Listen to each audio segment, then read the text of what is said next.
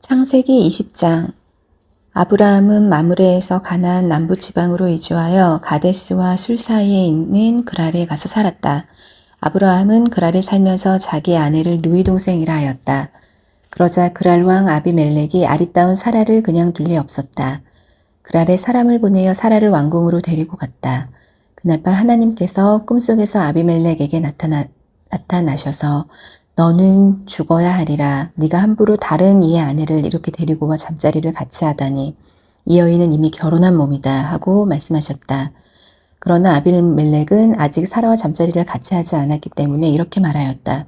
주님, 주께서는 아무런 잘못도 하지 않는 사람까지 죽이시렵니까? 아브라함이 분명히 말하였습니다. 이 여인이 자기 누이 동생이라고 말입니다.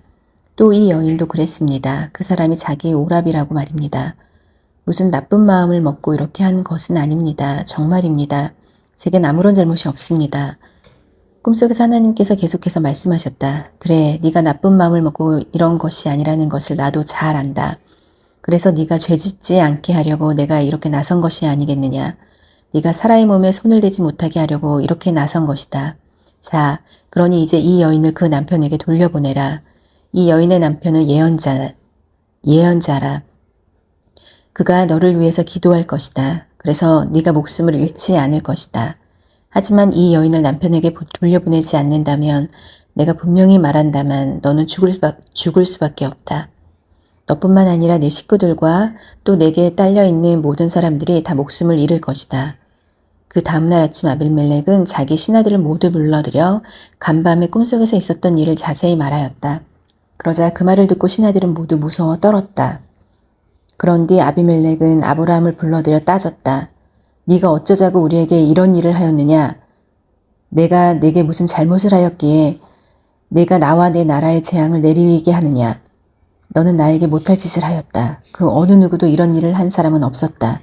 네가 도대체 무슨 생각으로 이런 짓을 하였느냐?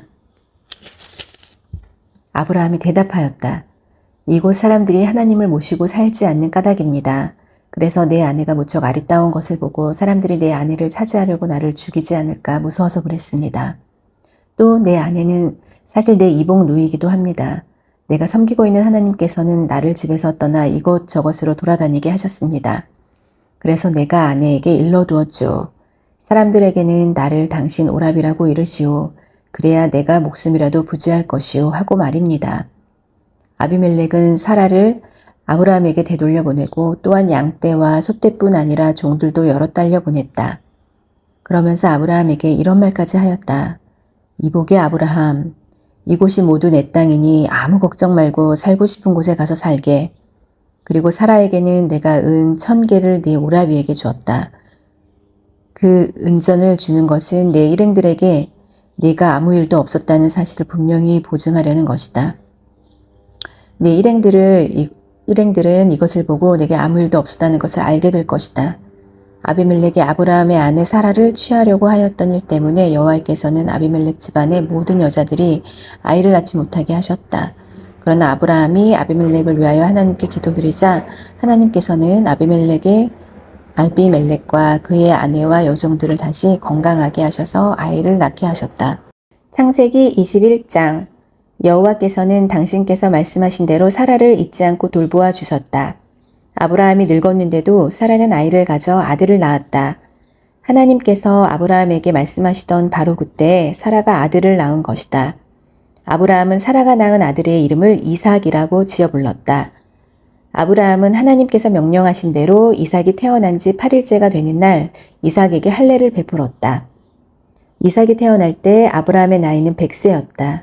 사라는 아들을 낳는 것이 자랑스러워서 하나님께서 이토록 나를 기쁘게 하시는구나. 내가 아들을 낳았다는 소리를 듣는 사람마다 나와 함께 모두 웃겠지. 사라가 자식에게 젖이나 빨려 보겠느냐고 누가 내 남편 아브라함에게 빈정댔던가. 그러나 아브라함 늙음하게 내가 이렇게 아들을 낳지 않았는가 하였다. 아이는 점점 자라 젖을 뜰 때가 되었다. 그러자 아브라함은 아이가 젖되던 날 큰 잔치를 베풀었다. 어느 날 사라는 애굽 여인 하갈이 낳은 이스마엘이 자기 아들 이삭을 데리고 희롱하면서 노는 것을 보았다. 그래서 남편 아브라함에게 이렇게 말하였다.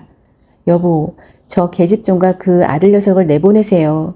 내 아들 이삭이 차지해야 할 유산을 그 계집종의 자식과 나누어 가지게 할 수는 없어요. 이 말을 들은 아브라함은 무척 괴로웠다. 하갈이 낳은 아들도 자기 자식이었기 때문이다. 그러자 하나님께서 아브라함에게 이르셨다. 아브라함아, 저 아이와 계집종 하갈 때문에 그렇게 괴로워하지 말아라. 사라가 내게 말한 대로 다 하여라.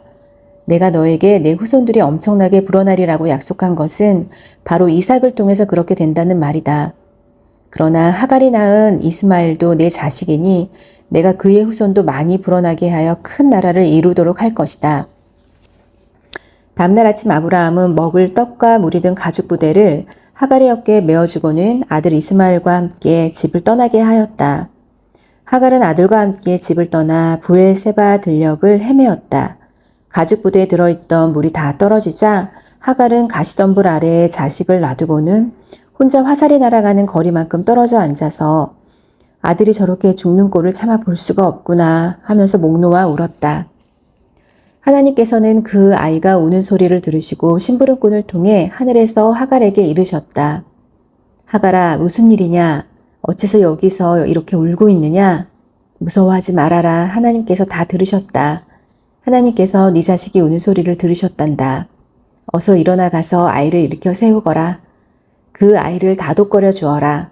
내 아들의 후손들이 큰 민족을 이루게 하리라. 하나님께서 하갈의 눈을 밝게 하셨다. 그래서 하갈은 새마나를 발견하게 되었다. 하갈은 달려가 가죽 부대에 물을 가득 담아 가지고 들어와서 이스마엘에게 먹였다. 그 아이가 자라날 때 하나님께서 그와 함께 하셨다. 이스마엘은 바란 광야에서 살았다. 커서는 재주가 뛰어난 사냥꾼이 되었다. 그의 어머니 하갈은 이스마엘의 색식감으로 애굽 처녀를 맞아들였다. 그때 아비멜렉이 그의 군대 사령관 비골과 함께 아브라함을 찾아와 말하였다. 그대가 하는 일마다 하나님께서 함께 하신다는 사실을 내가 잘 알고 있소. 자, 그러니 이제 하나님 앞에서 맹세하시오. 그대가 나와 내 아들과 내 후손에게 거짓되이 행동하지 않겠노라고 말이오. 나는 지금까지 그대에게 잘해주었다고 생각하고 있소. 서운하게 대해주었다고는 생각지 않소. 그러니 그대도 나에게 잘해주겠다고 약속해 주었으면 하오. 또한 그대가 살고 있는 이 지방 사람들에게도 잘해주겠다고 약속해 주시오. 네, 그리하리다 하고 아브라함이 대답하였다. 그러나 아브라함은 아비멜렉의 종들이 자기의 우물을 빼앗아 사용하지 못하도록 하였다는 이야기를 하며 불평하였다. 아, 그런 일이 있었소? 그 얘긴 내가 처음 듣는 얘기요. 도대체 어느 녀석이 그런 짓을 했었는지 알 수가 없구먼. 그런 일이 있었다고 그래도 나에게 말한 적이 없지 않소. 나 역시 종들한테 그런 일이 있었던 말을 듣지 못하였소. 참으로 미안하게 생각하오. 그런 일이 앞으로는 일어나지 않도록 하겠소. 아브라함은 양과 소 몇 마리를 끌고 와 아비멜렉에게 주었다. 두 사람은 이렇게 서로 가까이 지내자는 뜻으로 계약을 맺었다. 또 아브라함은 자기 가축대에서 새끼 암양 7마리를 따로 떼어 놓았다. 아비멜렉이 어쩐 일로 새끼 암양 7마리를 따로 떼어 놓았소? 하고 묻자 아브라함이 대답하였다. 이 암양 7마리를 받아주시오. 그리고 내가 이 우물을 판 사람이란 것을 분명히 해주시오. 이 암양 7마리는 그 사실을 분명히 하는 증거가 되는 셈이요. 그래서 그곳 이름이 브엘세바가 되었다. 그들이 브엘세바에서 이렇게 계약을 맺고 나서 아비멜렉과 그의 군대 사령관 비골은 블레셋 사람이 사는 땅으로 돌아갔다. 아브라함은 그곳 블레세바에 에셀나무를 심고는 거기서 영원히 살아계시는 하나님 여호와께 제사를 드렸다. 아브라함은 한동안 블레셋 사람의 땅에서 살았다. 창세기 22장. 이삭이 점점 자라나자 하나님께서는 아브라함을 시험해 보기로 하셨다. 아브라함아 하고 하나님께서 아브라함을 부르셨다. 예, 여기 있습니다. 하고 그가 대답하였다. 네가 무척 아끼는 외아들 이삭이 있지 않느냐? 이삭을 데리고 모리아 땅으로 가거라. 그리로 가면 내가 네게 산 하나를 일러줄 터인데 그 산으로 올라가거라. 거기서 네 아들을 내게 번제물로 바치거라. 아브라함은 다음날 아침 일찍 나귀의 안장을 얹어 놓고 제사를 드리는 데 쓸 장작을 준비하여 아들과 두 종을 데리고 모리아 땅으로 길을 떠났다. 아브라함이 길을 떠난 지 사흘 만에 하나님께서 가라고 하셨던 그 산이 멀리서 눈에 들어왔다. 아브라함은 종들에게 너희는 여기에 나귀와 함께 잠시 기다려라. 내가 이삭과 함께 저리로 올라가서 하나님께 경배를 드리고 오마. 아브라함은 번제에 쓰일 장작을 이삭에게 지게 하고 자신은 칼과 번제물을 불에 붙일 불씨만 들고 함께 산으로 올라갔다. 올라가는 도중에 이삭은 아버지 아브라함에게 여쭈었다. 아버지께서는 지금 손에 희생제물을 잡을 칼하고 불씨만 들고 가시지 않아요? 그런데 제물로 바칠 짐승은 어디 있죠? 아브라함이 대답하였다. 걱정하지 말아라. 하나님께서 마련해 주실 것이다. 두 사람은 이런 얘기를 주고받으면서 계속해서 산으로 올라갔다. 이제 두 사람은 하나님께서 가라고 한 곳까지 다다랐다. 아브라함은 거기에다가 제단을 쌓고 올리고 그 제단 위에 장작을 포개 놓았다. 그리고 나서 아들 이삭을 꽁꽁 묶어서는 제단 위에 차곡차곡 쌓아놓은 장작더미 위에 올려놓았다. 그리고 칼을 들어 아들을 제물로 잡으려는 순간 아브라함아, 아브라함아 하는 소리가 하늘에서 들려왔다. 하나님의 심부름꾼이 아브라함을 급히 부르는 것이었다. 예, 듣고 있습니다. 하고 아브라함이 대답하였다. 멈추어라. 그 아이에게 손을 대지 말아라. 그 아이에게 어떤 짓도 해서는 안 된다. 이제 내가 분명히 알았다. 네가 그렇게도 아끼는 외아들까지도 주저하지 않고 내게 바치는 걸 보니 너가 얼마만큼 나 하나님을 생각하고 있는지 또 네가 얼마나 나를 신뢰하고 섬기는지 내가 잘 알게 되었다. 아브라함은 주위를 둘러보았다. 그런데 순양 한 마리가 가시덤불에 뿔이 걸려 꼼짝달싹도 하지 못하고 있는 게 아닌가? 아브라함은 그곳으로 가서 순양을 끌고 와서는 이삭 대신에 그 순양을 번제물로 잡아들였다. 그래서 아브라함은 여호와께서 미리 준비해 주신다는 뜻으로 그곳 이름을 여호와이레라고 하였다. 이러한 까닭에 사람들은 오늘날까지도 여호와께서는 여호와의 산에서 모든 것을 미리 준비해 주신다고 말하게 되었다. 여호와의 심부름꾼이 두 번째로 하늘에서 아브라함에게 이르러셨다. 나 여호와가 말한다. 내가 이렇게 버젓이 살아있는 사실을 두고 분명히 맹세하노라. 너가 그토록 애지중지하는 외아들까지도 아끼지 않고 내게 바쳤으니 내가 네게 복을 내리리라. 한없이 복을 내리리라. 내가 분명하게 약속한다면 내 후손이 하늘에서 총총히 빛나는 별처럼 엄청나게 불어나게 하리라. 내 후손이 바닷가의 모래알처럼 많아지리라. 내 후손들이 그 원수들을 쳐부수고 원수들의 성을 정복해 버리리라. 또한 내 후손으로 말미암아 세상의 뭇 백성들이 복을 받으리라. 이는 너가 내 말을 잘 따랐기 때문이다.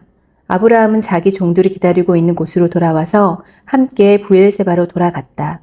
아브라함은 브엘세바에서 살았다. 이런 일이 있은 뒤 아브라함은 밀가가 자기의 나홀에게 여러 아들을 낳아주었다는 소식을 전해 들었다. 나홀의 맏아들은 우스이고 우스의 아우들은 부스와 또 나중에 아람의 아버지가 된 그무엘, 게셋, 하소, 빌다스, 이들랍, 부두엘이다. 부두엘은 나중에 리브가를 낳았다. 이 여덟이 다 아브라함의 아우인 나홀의 아내 밀가에게서 난 아들이다. 또 나홀에게는 르우마라고 하는 소실이 있었는데 그 여인은 데바와 가함과 다하스와 미하가 이렇게 네 아들을 낳았다. 마가복음 3장. 예수께서 다시 회당에 들어가셨다. 그곳에는 마침 한쪽 손이 오그라든 사람이 와 있었다. 그날이 안식일이었으므로 예수를 미워하는 사람들은 예수께서 그 사람을 어떻게 하실 것인가를 눈여겨 지켜보고 있었다. 만일 그 사람을 고쳐주신다면 예수를 고소할 속셈이었다. 예수께서는 그 사람에게 일어나 이 앞으로 나오너라 하고 말씀하신 뒤 사람들을 향해 안식일에 착한 일을 하는 것이 옳으냐 남을 해치는 일을 하는 것이 옳으냐 안식일에 사람을 살리는 것이 옳으냐 죽이는 것이 옳으냐 하고 물으셨다. 그러나 아무도 대답하는 사람이 없었다. 예수께서는 그들의 마음이 굳어져 있는 것을 탄식하시며 그 주위를 둘러보신 다음 그 사람에게 내 손을 펴라 하고 말씀하셨다. 그 사람이 손을 펴자 그의 손은 전처럼 완전히 회복되었다. 바리새파 사람들은 회당에서 나가 헤롯 당원들과 함께 어떻게 예수를 죽일까 그 방도를 모의하기 시작하였다. 예수께서 제자들과 함께 바닷가로 나가셨을 때 갈릴리 온 지역에서 모인 큰 무리가 따라왔다. 유대와 예루살렘과 이두메와 요단강 건너편 그리고 두로와 시돈 부근에서도 큰 무리가 모여들었다. 예수께서 이적을 행하신다는 소문이 사방에 퍼져나갔기 때문에 그것을 보려고 온 것이었다. 예수께서는 밀어닥치는 군중을 피하려고 제자들에게 거룻배 한 척을 준비해두라고 이르셨다. 이는 예수께서 많은 사람을 고쳐주셨으므로 병으로 고생하는 사람들이 앞을 다투어 예수를 만지려고 밀려들었기 때문이다. 또한 더러운 귀신 들린 사람들도 예수를 보기만 하면 그 앞에 엎드려 당신은 하나님의 아들이십니다 하고 소리를 질러댔다. 그러나 예수께서는 그들에게 자신이 누구라는 것을 세상에 알리지 말라고 엄하게 명령하셨다. 예수께서 산으로 올라가 평소에 마음에 두었던 사람들을 부르셨다. 그리고 그들이 가까이 오자 12사람을 뽑아 자신과 함께 있게 하셨다. 이는 그들을 세상에 내보내 말씀을 전파하게 하고 귀신 쫓는 권세도 주시려 함이었다. 이때 예수께서 택하신 12사람은 다음과 같다. 예수께서 베드로라는 이름을 붙여주신 시몬, 우레라의 아들들이라고 부르셨던 세베대의 아들 야고보와 요한, 안드레, 빌립, 마돌로메, 마테, 도마, 알페오의 아들 야고보, 다데오, 로마 정부를 혁명으로 뒤엎으렸던 가나안 사람 시몬, 나중에 예수를 배신한 가롯 유다 등이다.